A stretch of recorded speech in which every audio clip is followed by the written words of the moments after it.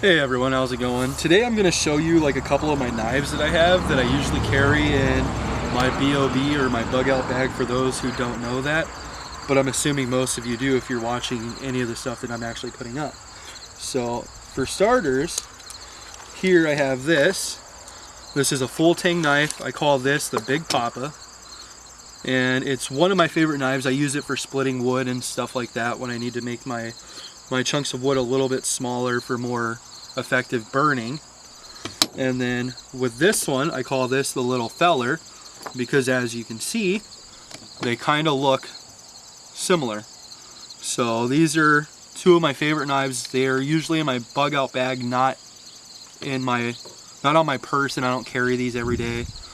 Obviously, I just don't really see a point carrying a knife this big on a daily basis. So these are two of the knives that I have. On my hip, I carry this, which is a pretty decent knife. It's got the one blade there, then it's got another blade. Now, the only thing I don't like about this is they do not lock in place. So if I'm trying to do something, they can very easily close on me and cut your fingers, so that would not be very fun if you do. With my knives, I always carry the Sharpie. I don't see a point in not having one because you never know when you're going to need one. And so, I mean, why not just carry it just in case? And in my pocket, I carry a smaller knife for smaller things that I don't really need a large knife to do. It's got a blade there. It's got another blade there. And then it also has this last one here. And those are the knives that this carries. It has 3 different knives for doing 3 different things. And this one and the one that I showed you that was on my hip, I carry every day. I really don't go anywhere without at least 1 to 2 knives. Because if I lose one, I want to have a backup on me just in case I end up in like some kind of survival situation. Again, I don't carry these, even though in South Dakota where I live, I believe it's legal to carry any kind of knife. It doesn't matter if it's a switchblade, a butterfly knife, or something like this. You can carry it either concealed or open carry. I also live in a concealed carry or an open carry state where you can carry a loaded gun on your hip where everybody can see it and nobody can be like, hey, you need to not have that on your person. Me personally, I do have a concealed carry license. I don't really have a good handgun right now. The one that I have it's a Davis model, I believe is what it's called. Davis, something like that. And it's the over-under 38 Special Derringer model. And anybody who knows anything about guns knows that those are like the shittiest guns on the planet Earth. If you want something that's going to work like shit for you, then you can go ahead and buy one of those. I think my gun's worth maybe $60 at the most. It's really not worth anything. We'll get into guns a little later down the line. I do, however, carry a rifle when I go hunting in the winter times here in South Dakota because we have some of the best hunting for deer. And my rifle is a 7.62 by 5.4R Russian rifle. And honestly, I think it packs a pretty good punch. If you hit a deer, it's definitely going to take it down.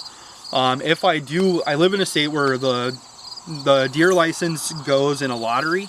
So basically you put forth your amount of money. It's, I think, $40 for any one deer that you can get out here. And you can basically, if you get your name called, then hooray, they charge you $45 because of preference points and stuff like that. But if you don't get the license, then you don't have to pay anything except for the $5 preference point fee, which really isn't that bad to have to pay a $5 fee because, you know, that amount of money, it goes in to help with the lakes and parks and stuff like that in the state of South Dakota. It helps to repopulate the fish and all kinds of stuff like that. So it really helps keeping public land really nice. So that way, if somebody doesn't own, 200 acres of property where they can just go and do some shooting, a lot of the farmers out here nowadays, because of the high demand and people from other states coming here to do hunting and stuff like that, they don't let people do it for free on their property anymore. They basically will charge you quite a significant amount. And basically, personally, I think that's ridiculous. You shouldn't have to pay for a hunting license and pay to go hunting on property. I guess that's my own personal opinion on that. But like I say, it's my opinion. It's one of my own.